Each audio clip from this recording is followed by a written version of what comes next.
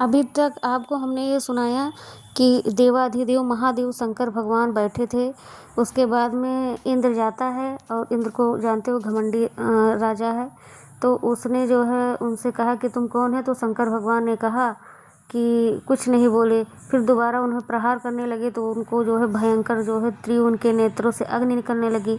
उसके बाद में वो भस्म होने वाला था। तब देवगुरु बृहस्पति ने उनसे हाथ जोड़ लिया तो उन्होंने उनको माफ़ कर दिया महादेव ने। तो महादेव ने कहा ये जो अग्नि निकली है हमारी नेत्रों से, इसे अग्नि ज्वाला इसको शांत करना पड़ेगा। फिर उन्होंने क्या किया, उनको हाथों में लेकर क्षीर सागर में फेंक दिया। तो जब उन्होंने समुद्र में फेंक दिया तो समुद्र में वहाँ एक बालक का जन्म हुआ। वो बालक इतना तेज करुड़ कर रहा था कि चारों लोग मतलब तीनों लोग कंपन करने लगा। सभी लोग थर थर काँपने लगे उसका रुदन सुनकर। उसके बाद सागर व्याकुल हो गया। सागर ब्रह्मा जी से प्रार्थना करने लगा, हे प्रभु आप कुछ कीजिए। ब्रह्मा जी आए, उस बालक को देखा, कहा तो सागर कहने लगा आप इसका पूर्व जन्म का संस्कार बताइए, ये बालक कैसा था। उन्होंने कहा ये बालक जो है भगवान शंकर का अंश है, ये बहुत ही तीव्र होगा भविष्य में, और ये जहाँ से आया इसका अंत भी वहीं होगा। इसका विवाह एक वृंदा नामक और लड़की से होगा, अत्यंत ही गुणवती शीलवती सतीत्व वाली होगी, वही उसका उद्धार करेगी। उसके बाद में जब बालक धीरे धीरे बड़ा होने लगा, सागर बहुत खुश हुआ। सागर के अंदर ही जलंधर का जो है विकास हुआ। सागर ने उसके बाद में राक्षसों के गुरु शुक्राचार्य को बुलाकर उसका राज्याभिषेक किया। उसके बाद में उसका चारों दिशाओं में उसका यश कीर्ति छाने लगा। जलंधर बहुत ही अत्यंत बलशाली था क्योंकि वो भगवान शिव का अंश था। उससे सभी देवी देवता, सभी मानव जाति, पृथ्वी, चारों लोग, पाताल सब परेशान थर थर काँपने लगे। उसके बाद में सब जब व्याकुल हो गए, भगवान विष्णु के पास गए कि हे भगवान विष्णु, इसका जो है कैसे इसको शांत किया जाए, इसका वध किया जाए, क्योंकि अगर इसकी पत्नी के सतीत्व के कारण इसका कोई बाल भी बांका नहीं कर सकता था। इसके पत्नी जो वृंदा थी वही आगे चलकर तुलसी हुई। अब हम आपको तुलसी की कहानी बताते हैं।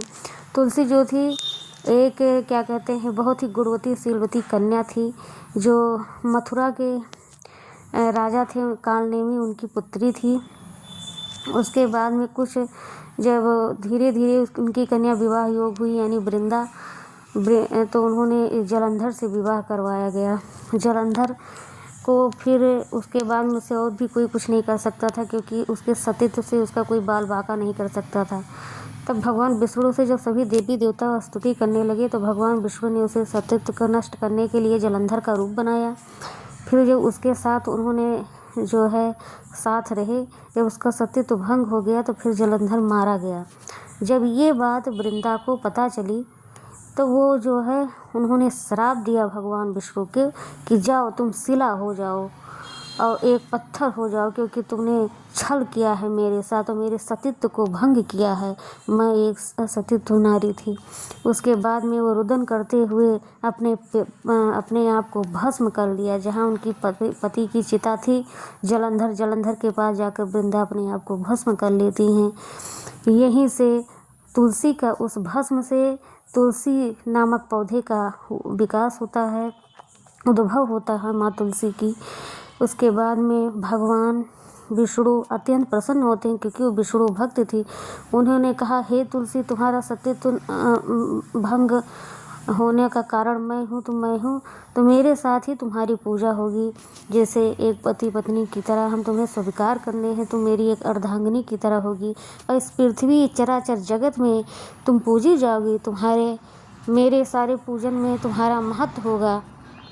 इसीलिए तुलसी का बहुत महत्व होता है नारायण की पूजा में। हम सभी लोग जानते हैं माँ तुलसी की। तो जो है तुलसी विवाह, इसीलिए कार्तिक महीने में तुलसी विवाह किया जाता है। और शालिग्राम और तुलसी का विवाह इसीलिए लोग करते हैं क्योंकि भगवान शालिग्राम ही नारायण थे और वृंदा ही तुलसी थी, तो इसीलिए सभी लोग तुलसी विवाह जो है करते हैं। तो तुलसी की उत्पत्ति का कारण आप ये कथा आज यहीं समाप्त करते हैं। कार्तिक महीने में ये कथा आप लोग ज़रूर सुनिए। क्योंकि भगवान विष्णु जो है कार्तिक के महीने में जो उनकी कथाओं का स्तवन करता है, उससे नारायण श्री हरि विष्णु शिव क्षीर सागर में बैठे मुस्कुराते रहते हैं, बहुत ही प्रसन्न होते रहते हैं। जय माँ तुलसी की।